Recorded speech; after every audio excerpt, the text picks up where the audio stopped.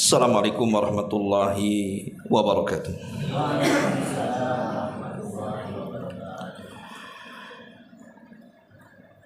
Bihamdillah wassalatu wassalamu ala rasulillah wa ala alihi wa sahbihi wa mawalah wa la hawla wa la quwata illa billahi wa ba'd. Alhamdulillah, segala puja dan puji hanya milik Allah subhanahu wa ta'ala. Salawat dan juga salam kita hadiahkan kepada Rasul kita Nabi besar Muhammad sallallahu alaihi wa ala alihi wasallam. Pembahasan di malam hari ini, karena kita baru masuk dalam permulaan bulan Rajab dan kita masuk di tanggal 8 kalau tidak salah bulan Rajab, maka tidak mengapa kita menjelaskan tentang keutamaan-keutamaan bulan Rajab.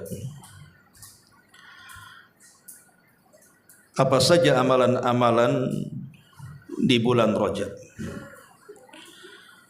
Kemudian ada beberapa penyimpangan di bulan Rajab dan juga hadis-hadis yang notabene sampai kepada derajat maudhu, tapi diamalkan di masyarakat.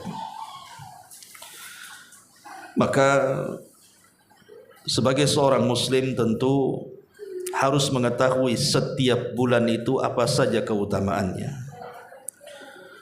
Nah, karena kita masuk di bulan Rajab, maka kita akan menjelaskan tentang keutamaannya dulu. Kita tahu bahwa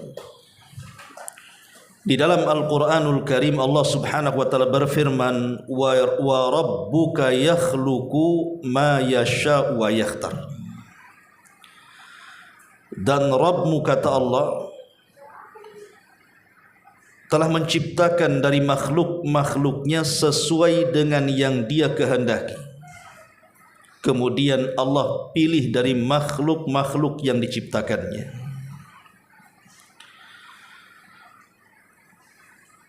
Kalau kita cerita tentang para malaikat, maka ada malaikat-malaikat pilihan Allah subhanahu wa ta'ala yang merupakan sayyidul malaikah, pemimpinnya para malaikat, seperti Jibril, Mikail, Israfil dan Malakul Maut. Itulah pemimpin-pemimpin para malaikat.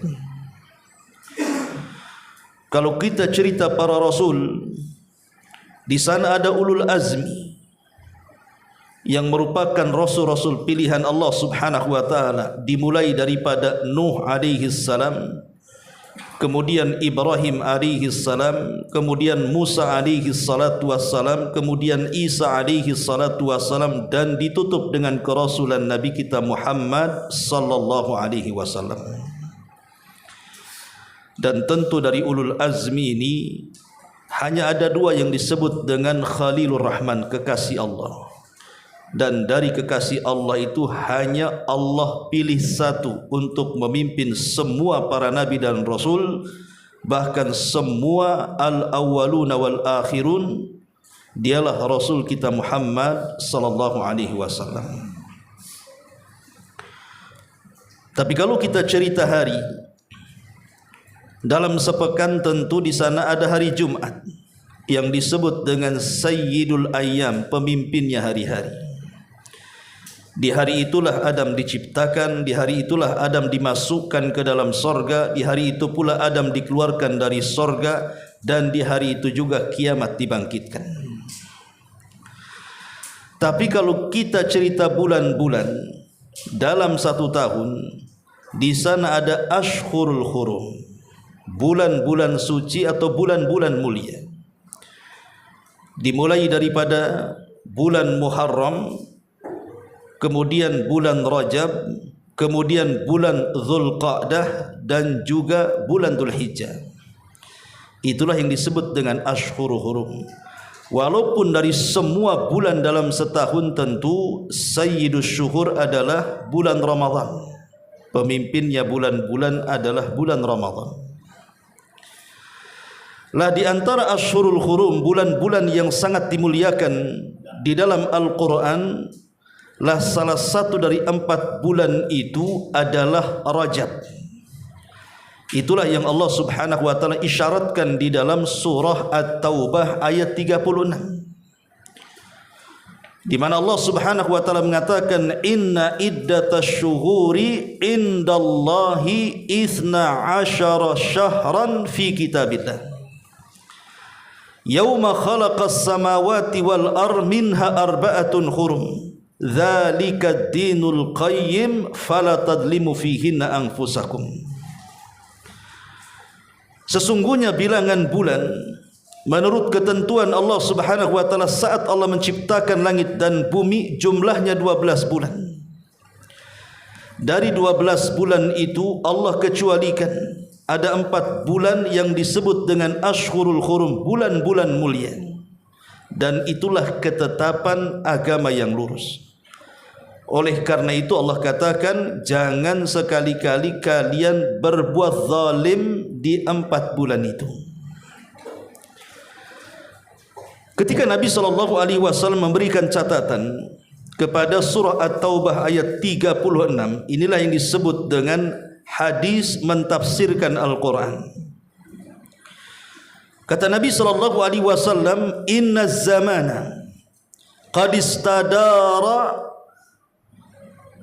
kahayati yawma khalaqas samawati wal ardh as-sanatu 12 syahran minha arba'atun hurum Salasatun mutawaliyatun Dzulqa'dati wa Dzulhijjati wal Muharram war Rajabul Mudhar bainal Jumada wa Sya'ban. Dalam sebuah hadis yang dikeluarkan Bukhari dan Muslim dari hadis Abi Bakrah radhiyallahu an, Rasul mengatakan, sesungguhnya zaman ini akan berputar saat Allah Subhanahu wa taala menciptakan langit dan bumi. Zaman itu akan terus berputar. Kemudian Nabi SAW mengatakan jumlah bulan dalam 1 tahun itu 12 bulan, baik ditinjau dari Masehi ataupun ditinjau dari Hijriah. 1 tahun itu 12 bulan. Dari 12 bulan ini kata Rasul, minha arba'atun hurum, ada 4 bulan yang disebut dengan bulan-bulan hurum, bulan-bulan mulia, bulan-bulan suci. Kemudian Rasul mengatakan yang 3 letaknya berturut-turut. Apa itu? Dimulai dari Dzulqa'dah, kemudian Dzulhijjah, kemudian Muharram. Itu berturut-turut, tapi yang satu terpisah. Itulah yang disebut dengan Rajab Mudhar, yang terjepit di antara Jumadil Akhir dan bulan Sya'ban. Karena setelah Rajab, kemudian Sya'ban, kemudian Ramadan, kemudian Sawal, ketemu lagi Dzulqa'dah, Dzulhijjah, Muharram dan seterusnya. Dari sini ma'asyiral muslimin rahimakumullah, kita tahu bahwa di antara bulan-bulan suci itu ada yang disebut dengan Rajab Mudhar. Kenapa disebut mudhar? Apa itu mudhar? Ma'asyiral muslimin yang dimuliakan Allah Azza wa Jalla, mudhar itu nama daripada kabilah. Dulu kabilah Nizar itu anak-anaknya ada yang disebut dengan kabilah Rabi'ah dan kabilah-kabilah yang lainnya. Lah salah satu dari keturunan kabilah Nizar itu adalah kabilah Mudhar. Orang-orang jahiliyah itu mereka suka menukar-nukar bulan-bulan hurum dengan bulan-bulan yang bukan hurum, hanya demi menghalalkan peperangan. Karena peperangan bagi orang-orang jahiliyah itu sebuah hobi. Karena ada bisnis besar di antara mereka, jual beli perbudakan. Lah mereka menganggap bahwa Rajab itu bukan Rajab yang kita kenal, tapi Rajab itu artinya bulan Ramadan. Di mana semua kabilah termasuk Rabi'ah menganggap Rajab itu Ramadan, kecuali kabilah Mudhar. Dia mengatakan Rajab ya Rajab, Ramadan ya Ramadan. Jangan kemudian diganti-ganti namanya, hanya menghalalkan supaya kalian bisa berperang. Maka sejak itu Islam sangat menghormati kabilah Mudhar karena memuliakan bulan Rajab dan tidak menukar dengan Ramadan. Makanya Nabi SAW menyebut-nyebut kabilah Mudhar dalam hadisnya dengan mengatakan wa Rajabul Mudhar bainal Jumada wa Sya'ban. Ini kalau kita melihat sejarah tentang penamaan Mudhar dalam Rajab. Baik, kita akan mengenal tentang apa sih Ashhurul Hurum itu dan kenapa Rajab bagian daripada Ashhurul Hurum itu, dan kenapa di bulan itu disebut hurum. Hurum itu artinya kesucian dan kemuliaan. Ada dua penafsiran para ulama ketika mentafsirkan kenapa bulan itu disebut hurum. Yang pertama, karena hurmatul qital, karena di bulan-bulan hurum itu diharamkan tidak boleh mengangkat senjata untuk perang. Karena bulan ini sudah dimuliakan sejak zaman Nabi Ibrahim sampai zaman jahiliyah, bahkan ditetapkan dalam Islam. Maka apabila datang bulan Dzulqa'dah, apabila datang bulan Dzulhijjah, Muharram dan Rajab, maka tidak boleh ada peperangan. Kenapa? Adapun Dzulqa'dah, Dzulhijjah dan Muharram, 3 bulan ini disebut dengan bulan haji. Tidak boleh ada perang ketika haji. Zaman jahiliyah pun sudah ada haji, cuman hajinya ala musyrik. Ya. Adapun kenapa bulan Rajab itu juga tidak boleh perang? Karena memberikan kesempatan di pertengahan bulan di mana orang-orang itu bisa umroh. Yang satunya bulan haji, yang satunya bulan umroh. Makanya kemudian mereka melarang tidak boleh ada perang di bulan-bulan ini, karena itu bulan tempat ibadah mereka di Baitullah. Dahulu ada sebuah kisah menarik. Kisah ini diceritakan oleh Abi Raja Al-Ataridi. Dia mengatakan, kunna na'budul hajara. Dulu kami di zaman jahiliyah, kata Abu Raja Al-Ataridi di sini, kami dahulu di zaman jahiliyah itu na'budul hajar, suka menyembah batu. Batu disembah. Fa idza wajadna hajaran huwa akhyaru minhu alqainahu wa akhadna al-akhar. Kalau kami menemukan batu yang lebih cantik, yang lebih indah dari batu yang disembah sebelumnya, maka batu yang sebelumnya kami lempar, kemudian kami ganti dengan batu yang baru yang lebih indah. Lihat akalnya di mana orang-orang musyrik penyembah batu itu. Jadi kalau antum ke kali nemu batu cantik, dibawa ke rumah disembah. Besoknya ke kali lagi, kok ada batu yang lebih cantik lagi, maka yang kemarin dibuang, yang baru disembahnya. Coba akalnya di mana? Tuhan bisa diganti-ganti sama orang-orang jahiliyah itu. Kemudian fa idza lam najid hajaran, kalau tidak kami dapati batu, umpamanya mereka orang-orang jahiliyah sedang safarnya ke padang pasir, tak ada pula batu di situ, dan mereka ingin menyembah berhala mereka. Apa yang terjadi? Jama'na jaswatan, kami pun menumpuk-numpukkan pasir sehingga menggunduk. Setelah pasir itu menggunduk, ji'na bisyati fahalabnahu alaihi, kemudian kami datangkan kambing yang mengeluarkan air susu, kemudian kami perah di atas gundukan itu. Kemudian thumma tufna bihi, kemudian kami tawaf mengelilingi gundukan pasir itu. Coba lihat, mana agamanya orang jahiliyah ini? Semua bisa jadi Tuhan. Batu bisa jadi Tuhan, pasir bisa jadi Tuhan. Oke lah di zaman jahiliyah ya, masih seperti itu. Tapi lebih hebat di zaman sekarang, uang jadi Tuhan lagi. Zaman dulu jahiliyah tidak ada orang nyembah dinar dirham itu, tapi zaman sekarang rupiah disembahnya. Kemudian kata beliau, fa idza dakhala syahru Rajab, apabila bulan Rajab telah datang, Qulna, kami katakan, munassilu al-asinnah. Kami namakan bulan Rajab itu munassil al-asinnah. Munassil al-asinnah itu artinya kalau kita punya tombak, di ujungnya ada lancipnya itu, maka kita akan putuskan, akan dipisahkan antar ujung tombak dengan kayunya. Atau kalau kita punya panah gitu ya, kan di ujungnya ada lancipnya itu, maka kita akan putuskan itu. Dan kalau kita punya busur, maka kita akan pisahkan tali dengan gagangnya untuk menunjukkan bahwa bulan Rajab tidak boleh ada peperangan. Makanya ujung-ujung tombak, ujung-ujung panah, busur-busur, maka akan dipisahkan satu dengan yang lainnya supaya tidak terjadi peperangan. Ya. Itulah kenapa kemudian bulan Rajab itu bagian daripada Ashhurul Hurum, karena hurmatul qital. Di bulan itu tidak boleh ada peperangan. Lain kalau diserang, ya tidak mungkin diserang diam saja. Antum ditembaki, kenapa tak melawan? Rajab, oh nggak bisa. Ya, tetap ya kita lawan kan begitu kalau diserang ya. Artinya di sini larangannya tidak boleh menyerang. Ini satu pendapat di antara ulama.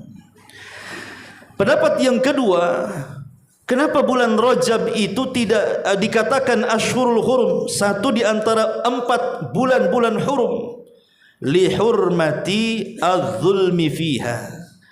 Karena di bulan-bulan hurum itu kita tidak boleh melakukan kezaliman. Dan itu berdasarkan nas Quran yang tadi saya baca, At-Taubah 36 itu, di mana Allah Subhanahu wa taala mengatakan, fala tadlimu anfusakum, jangan kalian berbuat zalim di 4 bulan hurum itu, baik zalim kepada Allah ataupun zalim kepada manusia, baik zalim yang tidak akan diampuni Allah seperti kesyirikan, atau kezaliman yang akan diampuni Allah selain kesyirikan, atau zalim yang ditangguhkan ampunannya seperti kezaliman sesama manusia yang lainnya. Tidak boleh dilakukan di bulan hurum. Kenapa? Karena hurmatuz zulmi fiha, di dalamnya diharamkan melakukan kezaliman. Sampai ahli tafsir seperti Imam Qatadah rahimahullah ta'ala mengatakan, barang siapa yang melakukan kezaliman di 4 bulan hurum ini, apakah itu Rajab, apakah itu Dzulhijjah, apa itu Dzulqa'dah, apa itu bulan Muharram, maka dosa yang akan didapat jauh lebih besar dibandingkan dosa kezaliman di bulan-bulan yang lainnya. Kalau orang nyopet di bulan Rajab dengan orang nyopet di bulan Jumadil Akhir kemarin, maka dosa copet di bulan Rajab lebih besar dibandingkan dosa copet di bulan Jumadil awal atau akhir. Kalau orang berjudi minum khamar di bulan Rajab, itu lebih besar dosanya dibandingkan judi dan khamar di bulan Syawal. Kalau ada orang kemudian menggibah, berdusta, namimah di bulan Rajab, maka dosa ghibah namimah itu jauh lebih besar dibandingkan Anda melakukan ghibah di bulan selainnya, Safar umpamanya. Itulah kenapa kemudian bulan Rajab itu bagian daripada Ashhurul Hurum. Kenapa di bulan itu disebut Ashhurul Hurum? Karena hurmat az-zulmi fiha, karena diharamkan tidak boleh melakukan kezaliman. Ini secara umum apa yang disebut dengan Ashhurul Hurum. Baik, kita akan khususkan. Lalu apa itu Rajab? Ya. Ma'asyiral muslimin yang dimuliakan Allah Subhanahu wa taala, para ulama banyak memberikan nama kepada bulan Rajab ini. Sampai-sampai bulan Rajab ini sampai 17 atau mungkin lebih nama-nama yang diberikan kepada bulan Rajab di zaman dulu. Pertama ada yang disebut dengan Rajab yang kita kenal hari ini. Bulan apa ini? Bulan Rajab. Rajab itu artinya dari tarjib. Tarjib itu artinya ta'zim. Jadi bulan yang sangat agung, karena bulan ini orang-orang musyrik bahkan Islam sendiri sangat mengagungkannya. maka disebut Rajab. Ada juga yang mengatakan Rajab itu bukan menggunakan ba tapi mim, Rajam, bulan Rajab, di mana diambil daripada turjam fihi syayatin, karena di bulan itu setan-setan dirajam, dilempari oleh batu. Jadi setan itu tidak bisa berkutik di bulan Rajab karena mereka dilempari. Kemudian juga disebut bulan Asam. Asam itu artinya tuli, karena di bulan itu tidak akan didengar di waktu dulu suara-suara pedang, suara-suara suara-suara tombak dan suara-suara senjata menunjukkan ketidakadaannya perang, maka disebut Asam, bulan tuli. Ada juga Rajab ini disebut Asinnah, munassilul asinnah, sebagaimana hadis yang tadi saya baca, di mana ujung-ujung tombak, ujung-ujung panah, kemudian tali-tali busur dilepas semuanya untuk menunjukkan tidak boleh ada pertempuran. Ada juga yang mengatakan Syahrul Rajab al-Asab. Kenapa disebut Asab? Karena di bulan ini rahmat Allah Subhanahu wa taala turun dengan deras diberikan kepada manusia, dan banyak lagi. Maksudnya yang ingin saya katakan adalah, kalau dalam satu peristiwa memiliki banyak makna, dan banyak nama, seperti contoh kiamat. Di dalam Al-Quran nama-nama kiamat itu mencapai 80 lebih nama-nama kiamat. Banyak nama untuk satu peristiwa menunjukkan dahsyatnya peristiwa itu. Begitu juga banyak nama untuk satu bulan yang disebut dengan Rajab, karena bulan ini memiliki kedahsyatan dalam kemuliaan karena bagian daripada Asyhurul Hurum. Itulah kenapa kemudian bulan ini memiliki nama yang begitu banyak. Ma'asyiral muslimin yang dimuliakan Allah Subhanahu wa taala. Lalu apa keutamaan bulan Rajab? Perhatikan. Di antara keutamaan bulan Rajab disebutkan oleh para ulama tentang keutamaan bulan Rajab ini. Di antaranya seperti yang dikatakan oleh Al-Imam Ibnu Rajab Al-Hambali di dalam kitabnya Lataif Al-Ma'arif. Dia mengatakan Syahru Rajab miftahu ashhuril khairi wal barakati. Jadi bulan Rajab adalah pintu menuju bulan-bulan baik dan bulan-bulan berkah.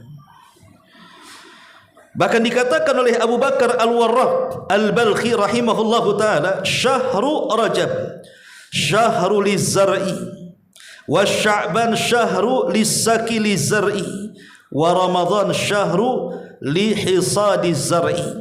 Kata Abu Bakar Al-Warraq Al-Balkhi rahimahullah tadi mengatakan, bulan Rajab ini bulan tempatnya kita menanam.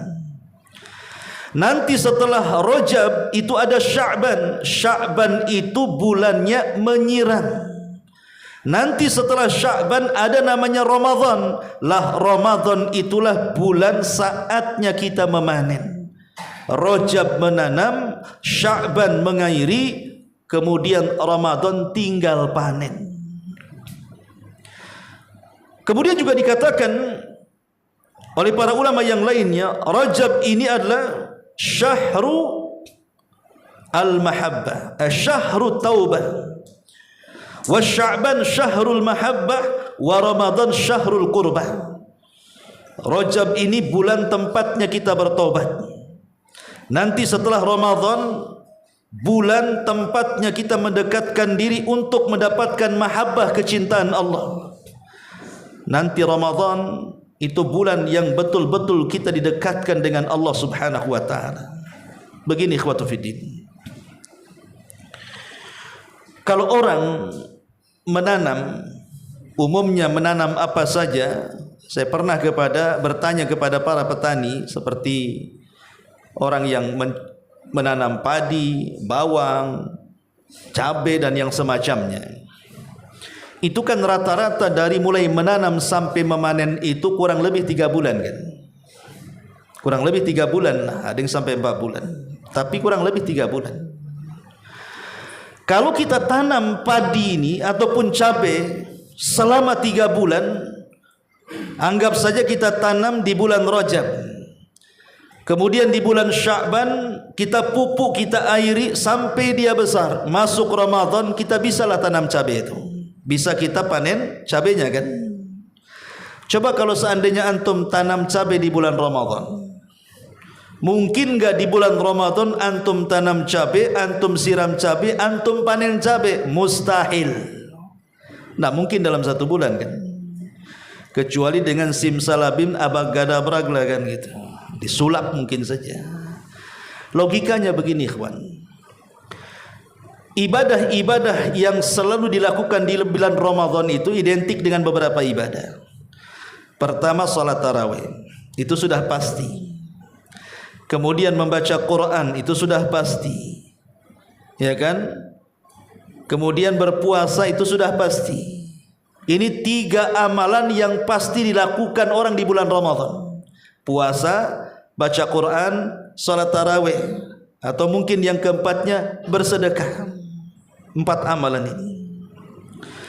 Kalau seseorang kemudian dalam 1 tahun dia tidak pernah melaksanakan puasa, tidak pernah membaca Quran, tidak pernah juga salat malam, kemudian bakhil dan pelit sedekah, masuk Ramadan, apa ndak kaget semuanya? 1 tahun ndak puasa, masuk Ramadan puasa, saya kira kaget perut kita ikhwan. Makanya orang yang tidak pernah puasa tiba-tiba atau ujug-ujug puasa di bulan Ramadan, itu minggu pertama kayak orang teler biasanya, tidur aja kerjanya, ya kan? Kan kaget perutnya kan, cemana dia nahan lapar. Akhirnya hari-hari masuk kamar mandi, diguyurnya kepala supaya menghilangkan haus, atau masuk ke kamar AC kalau bisa tidur ba'da subuh sampai zuhur, salat zuhur sambung tidur sampai asar, asar bangun, baru dia puasa tuh. Jadi puasanya 2 jam saja ya. Nanti setelah lewat 1 minggu, baru normal biasanya. Kenapa? Karena sudah mulai hilang kekagetannya itu. Orang baca Quran juga sama. Oke lah antum lancar baca Quran, bagus tajwidnya, bagus lagunya. Kalau 1 tahun tidak pernah membaca Quran, tiba-tiba Ramadan buka mushaf Al-Quran, kemudian kita baca, saya yakin tidak akan lancar. Mesti banyak salah-salahnya itu. Tapi kalau hari-hari baca Quran itu kan sudah tahu, separuh hafal kalau hari-hari dibaca itu jadinya. Ya. Sama juga dengan Qiyamul Lail. Kita ini jarang sholat sunnah, ya masih mending lah masih sholat wajib. Tiba-tiba kemudian suruh sholat tarawih 11 rakaat. Kayak di Jabal Uhud 1 juz umpamanya. Apa enggak pulang gempor asam urat tuh? Ya. Lah maksudnya di sini kenapa dimulai daripada bulan Rajab? Kita biasakan amalan-amalan di bulan Ramadan itu, supaya ketika masuk Ramadan tinggal menikmati ibadah-ibadah itu. Kalau sekarang dari bulan Rajab kita terbiasa solat malam umpamanya, terbiasa solat malam, tidak banyak hafalan ustaz, ambil mushaf pegang, tidak ada masalah solat malam itu pegang mushaf, terus kita lakukan. Kemudian kita tingkatkan di bulan Sya'ban sampai Ramadan. Kita tidak mungkin kemudian mengkomplain imamnya, mam pendek kali kan gitu ya, panjangin dong kan gitu. Justru dia yang komplain kalau umpamanya imamnya terlalu pendek ya. Tapi kalau tidak dibiasakan, kita justru komplainnya negatif jadinya kan. Aduh lam yakunil, kenapa tidak wadduha saja katanya. Mulai kan begitu ya. Akhirnya ujung-ujungnya cari masjid yang paling pendek tarawihnya. Kan banyak begitu. Kalau perlu 1 napas baru alhamdulillah atau dzalin saja. Lah ini kenapa tidak dibiasakan? Kalau dibiasakan pasti lancar itu. Dari sekarang di bulan Rajab kita sudah mulai membuka mushaf nih Al-Quran nih. Kemudian kita tiap hari entah 1 juz, 2 juz sampai Ramadan itu akan lancar. Antum mau menghatamkan berapa kali bisa? Kalau tidak pernah baca Quran, walaupun lancar baca Quran, atau Ramadan dibaca, saya yakin gak akan hatam tuh Quran tuh. Yang ada jenuh. Apalagi kalau baca Qurannya dari HP, habis baca Quran baca WA, dah selesai itu baca Qurannya. Ya. Lah ini kenapa kemudian ulama mengatakan muqaddimah Ramadan itu dari bulan Rajab? Dari bulan Rajab ini muqaddimah Ramadannya. Makanya tadi para ulama seperti yang dinukilkan Al-Hafidz Ibnu Rajab mengatakan Rajab ini bulan menanam. Asal dari sekarang kita tanam itu. Biasakan sedekah, biasakan baca Quran, biasakan tarawih, biasakan puasa. Nanti di bulan Sya'ban tingkatkan lagi. Di bulan Ramadan tinggal kipas-kipas saja dia. Puasa pun dah biasa lapar. Baca Quran pun sudah lancar karena biasa dibaca. Tarawih lama-lama pun tidak ada masalah. Karena biasa berdiri dan begitu seterusnya. Itulah kenapa ulama mengatakan bahwa Rajab itu bulan menanam, Sya'ban itu bulan mengairi, kemudian Ramadan itu tinggal menuai hasilnya. Kemudian Rajab juga tadi dikatakan syahrut taubah. Kalau mau tobat sekarang bulan Rajab. Kalau mau tobat ini sekarang bulan Rajab. Kenapa demikian? Karena Sya'ban itu bulan diangkatnya amal. Nah, kalau mau tobat sekarang, hentikan semua maksiat itu. Ma'asyiral muslimin yang dimuliakan Allah Subhanahu wa taala, sedikit kita bicara tentang tobat. Kita tahu bahwa tobat itu sesuatu yang sangat dianjurkan. Sebenarnya bukan di bulan Rajab saja, di bulan-bulan yang lainnya pun tetap tobat itu dianjurkan. Ya. Tetapi semakin ditekankan tobat ini karena kita mau menghadapi bulan Ramadan. Pertama kita dihadapkan dengan bulan Sya'ban, di mana amalan 1 tahun akan diangkat di bulan Sya'ban. Kedua kita akan masuk di bulan Ramadan, di mana ketika di bulan Ramadan itu adalah bulan di mana kita akan memperbanyak pahala di situ. Jadi harus ada persiapan. Nabi SAW mengatakan, kullu bani Adam khata' wa khairul khata'ina tawwabun. Setiap anak Adam itu kan pasti berbuat salah, ikhwan. Tidak ada manusia yang tidak berbuat salah. Tidak ada manusia yang tidak berbuat dosa. Setiap hari kita berbuat dosa. Kalau ada orang mengatakan saya tidak pernah berbuat dosa, dustakan kata-katanya. Kenapa? Karena manusia itu sudah ditetapkan pasti berbuat dosa. Tidak matanya yang berdosa, ya telinganya. Tidak telinga yang berdosa, ya mulutnya. Tidak mulutnya yang berdosa, ya hatinya, kakinya, tangannya, perbuatannya, dan begitu seterusnya.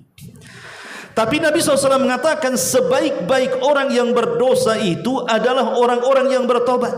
Maknanya orang baik itu bukan orang yang tidak pernah berbuat salah, ikhwan. Tetapi orang baik itu orang kalau berbuat salah segera dia bertobat. Itulah orang baik namanya. Kemudian dosa-dosa yang ditobatinya menjadi sebuah pelajaran untuk ke depan. Lalu bagaimana caranya? Tobat yang ampuh yang diterima oleh Allah Subhanahu wa taala mumpung di bulan Rajab ini. Pertama, yang namanya tobat itu harus ada penyesalan, an-nadam. Harus ada penyesalan. Artinya kita harus menyesal dari semua dosa. Jangan kita katakan seperti orang-orang yang dulunya pernah hidupnya kelam umpamanya.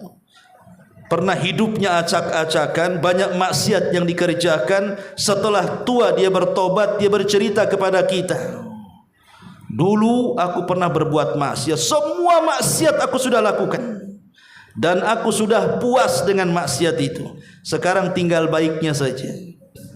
Kalimat ini benar apa salah? Salah. Kenapa dia merasa puas dengan maksiat? Saya sudah puas dengan maksiat, kok maksiat dipuasi? Ini gimana ceritanya? Bahasa itu juga harus diatur. Harusnya dia menyesal. Kenapa dulu aku berbuat dosa? Bukan aku sudah puas. Kan gila orang ini. Masa maksiat dipuasi? Makanya tobat itu harus ada penyesalan. Kenapa saya berbuat dosa dahulu sehingga tidak cepat bertobat? Kenapa baru sekaranglah hidayah itu menyapa saya? Karena dari penyesalan ini, ikhwatu fiddin, nanti akan muncul tidak ada pengulangan. Dia berjanji untuk tidak mengulang lagi maksiat dan dosanya kan. Karena itu syarat keduanya. Syarat pertama menyesal, dan penyesalan itu ada di dalam hati. Kenapa dimulai dari hati, ikhwan? Karena orang-orang yang masuk neraka itu kebanyakan diakibatkan penyakit hati, bukan penyakit badan. Ada orang masuk neraka ditanya Allah, kenapa kau masuk neraka? Dulu di dunia kanker, Allah memangnya kan. Kanker orang nggak bisa. Masa kanker orang masuk neraka gara-gara kanker? Gara-gara kudis masuk neraka? Gara-gara sakit kepala masuk neraka? Penyakit badan lo nggak masukkan neraka. Yang memasukkan neraka itu penyakit hati. Makanya dimulai dari hati adanya penyesalan tuh. Baru setelah menyesal dia janji tidak mau melakukan. Kalau sudah janji tidak mau melakukan, inilah berarti muqaddimah dari taubatan nasuha.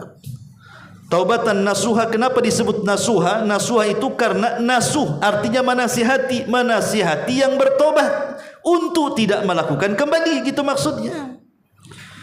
Tapi kalau seandainya kemudian dia bertobat karena bangkrut, tidak punya uang, kenapa kau tidak berjudi? Tak ada uang.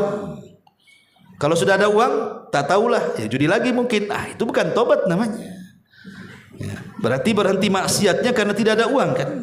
Karena bangkrut, bukan karena memang menyesal dan tidak akan kembali. Itu main-main namanya ya.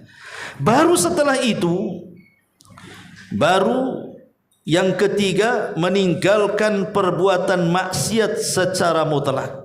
Setelah adanya penyesalan, kemudian berjanji untuk tidak mengulang, maka kita harus membuktikan dengan perbuatan, tidak mendekati sama sekali dengan maksiat itu. Kalau seandainya antum tobat dari khamar tapi kawannya peminum khamar, ya sama aja, itu maksudnya. Kalau antum bertobat dari zina tapi berkawan dengan para pezina, ya sama saja.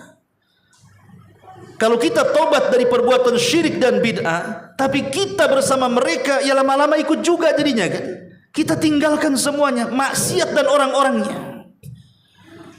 Ma'asyiral muslimin yang dimuliakan Allah Azza wa Jalla, lah baru setelah itu meningkat. Dengan cara apa? Boleh jadi dahulu ketika kita ini sedang maksiat, banyaklah kewajiban yang ditinggalkan kita. Ketika dulu di alam kita masih rusak umpamanya, kita jarang sholat wajib, datang Ramadan tidak pernah puasa Ramadan, punya uang tidak pernah zakat, tidak pernah sedekah, tidak pernah baca Quran. Lah ketika sudah tobat, mulai kewajiban-kewajiban itu dilaksanakan. Kalau dulu kewajiban ditinggalkan, sekarang kita laksanakan. Itu namanya tobat tuh. Yang Nabi SAW isyaratkan, wa'at bi'is sayyi'atal hasanata tamhuha wa khaliqin nas bi khuluqin hasan. Ikutilah keburukan dengan kebaikan. Kalau dulu kita berbuat buruk, sekarang kita berbuat baik. Lah itu namanya alamat diterimanya tobat. Lalu apalagi kalau memang dosanya berkaitan dengan manusia. Mungkin pernah menggibah, mungkin pernah namimah, mungkin pernah ada dengki, iri hati dan sebagainya, atau mungkin mengambil hartanya, atau pernah memukul dan menyakitinya, maka kita harus datang untuk minta kerelaannya. Kalau dalam bentuk barang, kembalikan. Dalam bentuk uang, kembalikan.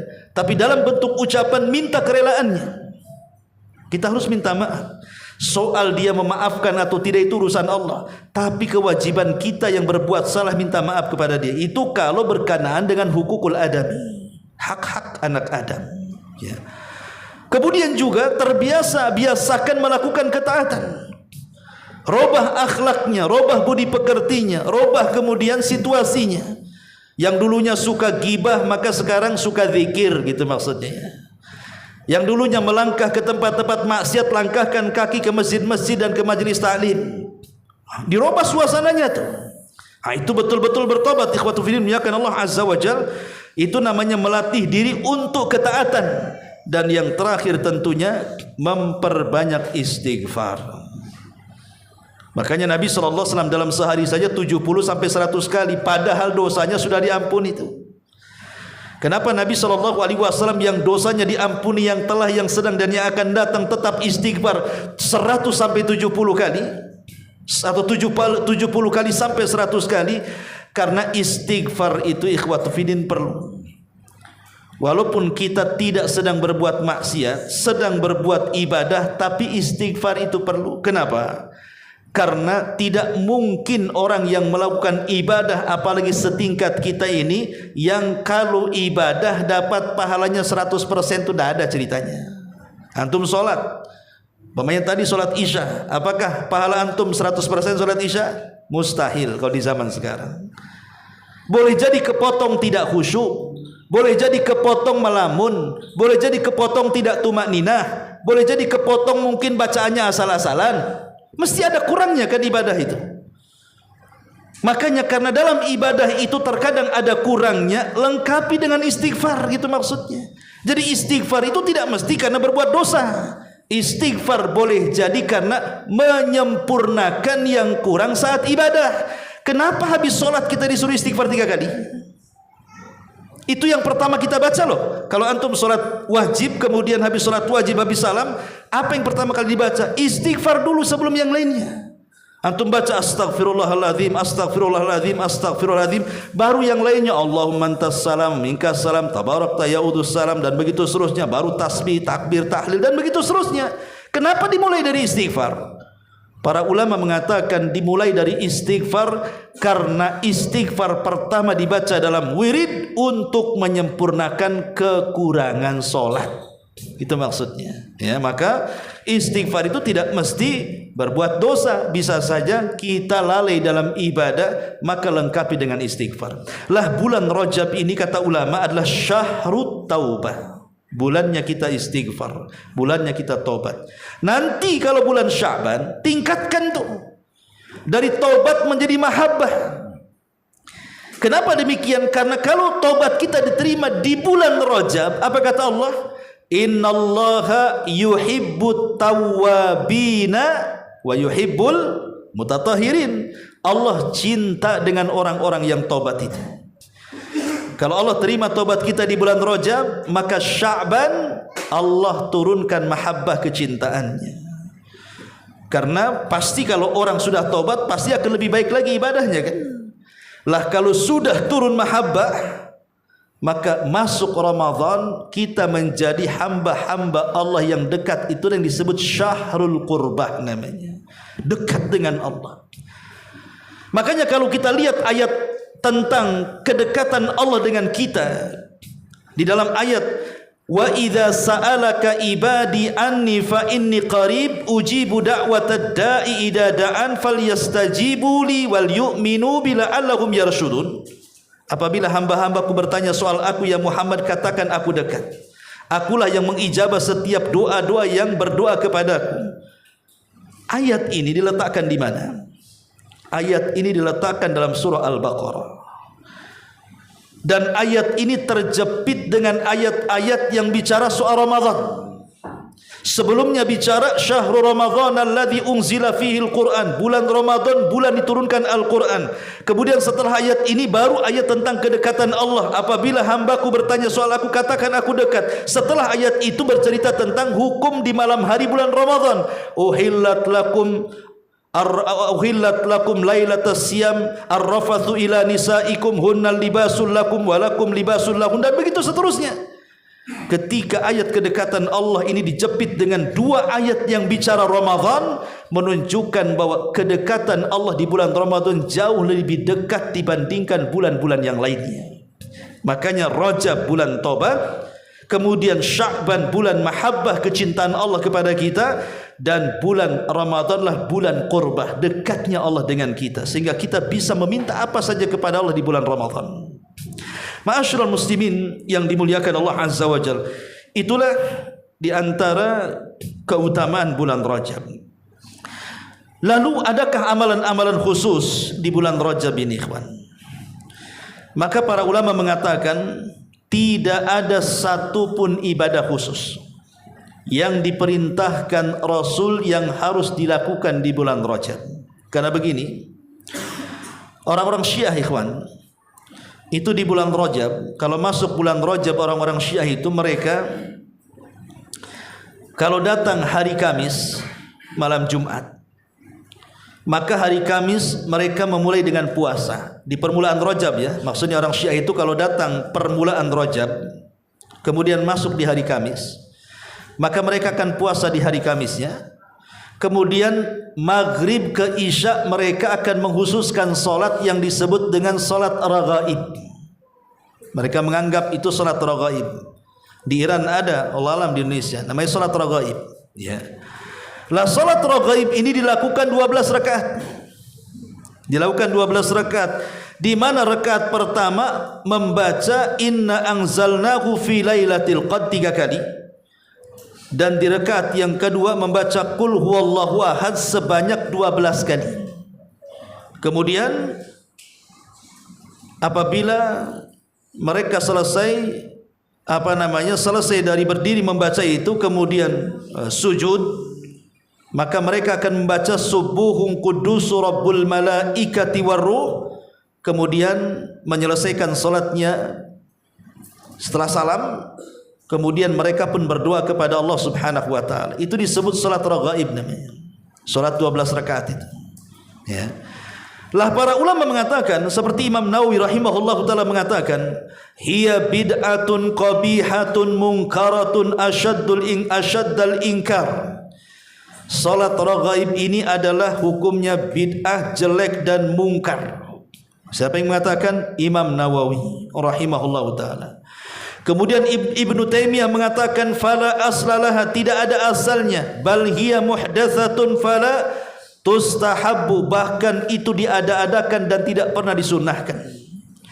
Kemudian juga dikatakan oleh Ibnu Nuhas, wa hiya bid'atun, itu perkara tidak pernah dilaksanakan di zaman Nabi. Dan tidak ada satu hadis pun yang sahih yang bicara tentang salat raghaib. Semuanya maudhu dan palsu. Jadi tidak ada solat khusus di bulan Rajab, tidak ada puasa khusus di bulan Rajab, tidak ada menyembelih khusus di bulan Rajab, tidak ada ibadah-ibadah khusus di bulan Rajab. Meski tidak ada yang khusus dalam ibadah, tapi siapa yang melakukan ibadah yang biasa kita lakukan rutinitasnya, pahalanya lebih besar dibandingkan kalau kita melakukan ibadah di bulan-bulan yang lainnya. Memang tidak ada ibadah khusus, tidak ada puasa khusus, tidak ada baca Quran khusus, tidak ada zikir khusus, pokoknya tidak ada yang khusus dalam ibadah di bulan Rajab ini. Tapi meskipun demikian, beribadahlah seperti biasa kita ibadah. Datang Kamis ya puasa, datang Senin ya puasa, datang waktunya solat ya solat, datang waktunya witir ya witir, datang waktunya tahajud ya tahajud, datang waktunya sedekah ya sedekah. Pokoknya rutinitas kita saja. Kalau kita merutinkan ibadah-ibadah yang biasa kita rutinkan dan itu dilakukan di bulan Rajab, maka pahalanya jauh lebih besar dibandingkan dilakukan di bulan-bulan yang lainnya. Jadi tidak perlu mengadakan ritual-ritual yang tidak pernah dicontohkan Nabi SAW di bulan Rajab ini. Karena ulama mengatakan bahwa semua hadis berbicara tentang keutamaan Rajab antara 3. Pertama lemah, yang kedua lemah sekali, dan yang ketiga maudhu, palsu. Tidak ada yang terangkat tentang riwayatnya, sehingga tidak perlu mengadakan ritual-ritual khusus. Tetapi ada 4 ibadah yang sangat dianjurkan para ulama yang harus kita lakukan di bulan Rajab. Pertama, perbanyak amal soleh. Amal soleh apa saja? Perbanyak amal soleh. Kemudian yang kedua, lakukan lebih giat lagi ibadah-ibadah yang di bulan Ramadan menjadi ibadah khusus yang biasa dilakukan, seperti puasa karena nanti akan puasa di bulan Ramadan. Baca Quran karena nanti akan menghatamkan Quran di bulan Ramadan. Salat malam karena nanti kita akan tarawih di bulan Ramadan. Pokoknya ibadah-ibadah rutinitas di bulan Ramadan lakukan sekarang di Rajab, supaya sampai Ramadan saja kita sudah terbiasa. Kemudian yang ketiga, jauhi kezaliman. Baik zalim kepada diri sendiri, tidak menjaga kesehatan, menyiksa diri, menyakiti diri, menghabiskan waktu ke sana kemari tidak ada faedahnya, jalan ke sana kemari tidak ada juntrungannya, atau zalim kepada manusia dengan cara mengambil hartanya, menyakiti hatinya, menzalimi dengan cara memukulnya dan begitu seterusnya, atau zalim kepada Allah sampai kepada tingkat kesyirikan umpamanya atau kekufuran, maka jauh di bulan Rajab. Dan yang terakhir, memperbanyak sedekah dan doa. Memang di sana ada doa yang diajarkan Nabi sallallahu alaihi wasallam yang biasanya mungkin antum sering dengar, Allahumma barik lana fi rajabina wa sya'ban wa ballighna Ramadan. Kita sering mendengar doa itu kan? Ya Allah, berkahilah untuk kami di Rajab kami dan Sya'ban kami, sampaikan kami ke Ramadan. Ya. Hadis ini tidak sahih sebenarnya. Ulama mendhaifkan hadis lafaz seperti ini. Tetapi kalau maksud lafadznya itu sahih. Kalau kita mau berdoa dengan lafaz ini tidak ada masalah. Ya. Tapi jangan kemudian meyakini tentang lafaz hadis ini, karena lafaz hadis ini dhaif. Kita cuma mengambil maknanya saja, karena maknanya tidak bertentangan dengan syariat. Kita ngambil maknanya saja. Ya Allah, berkahi di Rajab kami, di Sya'ban kami, sampaikan kami ke bulan Ramadan. Maka inilah amalan yang dianjurkan Nabi SAW. Pertama, perbanyak amal saleh. Yang kedua, cari ibadah-ibadah yang biasa rutinitas di bulan Ramadan mulai dari sekarang. Kemudian yang ketiga, jauhi kezaliman. Kemudian yang keempat, perbanyak sedekah. Dan jangan lupa terus berdoa agar kita diberikan usia panjang sehingga mendapatkan keberkahan bulan Ramadan. Ini diantara penjelasan para ulama seputar bulan Rajab. Wallahu a'lam bishawab. Ikhwata fiddin, mudah-mudahan penjelasan singkat di bulan Rajab ini bisa dipahami. Sebelum saya tutup, silakan kalau ada yang mau bertanya. Ya, silakan.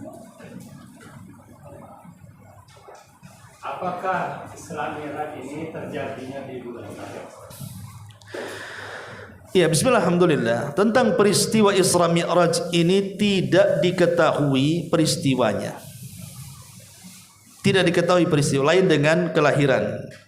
Wafat atau hijrahnya Rasul kan jelas Rabiul Awal.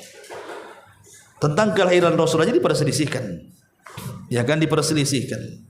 Lah Isra Mi'raj juga sama. Itu diperselisihkan tentang kapan terjadinya. Ada yang mengatakan 1 tahun sebelum hijrah, ada yang mengatakan 2 tahun sebelum hijrah, ada yang mengatakan terjadi bulan Ramadan, ada yang mengatakan terjadi bulan Rabiul Awal, ada yang macam-macam. Tidak bisa dipastikan. Ya, ada juga yang berpendapat Rajab. Tapi ini kan masih menjadi ranah khilaf ulama tentang peristiwa spektakuler yang sangat luar biasa. Mukjizat terbesar Nabi SAW yang pernah Rasulullah SAW alami dan tidak pernah terjadi kepada para nabi sebelumnya. Ya, cuman kadang-kadang orang kemudian lebih menasabkan terjadinya di bulan Rajab. Ya, kita tidak mengingkari karena ada pendapat seperti itu. Tapi untuk memastikan kan susah, karena bicara sejarah ini agak sulit memastikan. Apalagi terlalu banyak pendapat. Ya kan? Terlalu banyak pendapat ini susah. Tapi kalau peristiwanya terjadi bulan Rajab, ada yang berpendapat seperti itu memang. Tapi banyak juga berpendapat di bulan-bulan yang termasuk tahun keberangkatannya saja menjadi khilaf ulama. Jadi confirmnya itu kapan Isra Mi'raj itu tidak diketahui. Cuman kita yakin bahwa peristiwa itu ada dan pernah terjadi. Ada dan pernah terjadi. Kapan itu? Setelah Amul Hazni, tahun kesedihan Nabi. Setelah Abu Thalib meninggal, Khadijah meninggal, kemudian Rasul diusir dari Mekah, kemudian ke Taif, sampai Taif diusir lagi, mau masuk Mekah tidak bisa karena diancam bunuh. Akhirnya dadanya sempit. Lah dalam kondisi sempit dada itu Allah ingin menghibur Nabi, maka diberangkatkanlah dalam peristiwa besar yang tidak pernah dilakukan siapapun. Itulah Isra, perjalanan di malam hari dari Masjidil Haram ke Aqsa. Itulah Mi'raj dari Masjidil Aqsa ke Sidratil Muntaha, dan berjumpa dengan para nabi. Di langit pertama berjumpa dengan Adam, di langit kedua berjumpa dengan Isa dan juga Yahya, di langit ketiga berjumpa dengan Nabi Yusuf, langit keempat berjumpa dengan Idris, langit kelima berjumpa dengan Harun, langit keenam berjumpa dengan Nabi Musa, dan di langit terakhir berjumpa dengan Ibrahim. Kemudian diperlihatkan para malaikat tempat Ka'bahnya para malaikat, Baitul Ma'mur, ya. Sampai akhirnya melintasi banyak makhluk di langit sampai ke Sidratil Muntaha, muqaddimah dari sorga, karena sorga itu di atasnya, ya. Dan Rasul dalam peristiwa itu sempat masuk ke dalam sorga, tapi kalau neraka Rasul tidak pernah masuk, hanya diperlihatkan saja. Wallahu a'lam. Ya, segera cukup. Subhanakallahumma bihamdika asyhadu an la ilaha illa anta astaghfiruka wa atubu ilaik.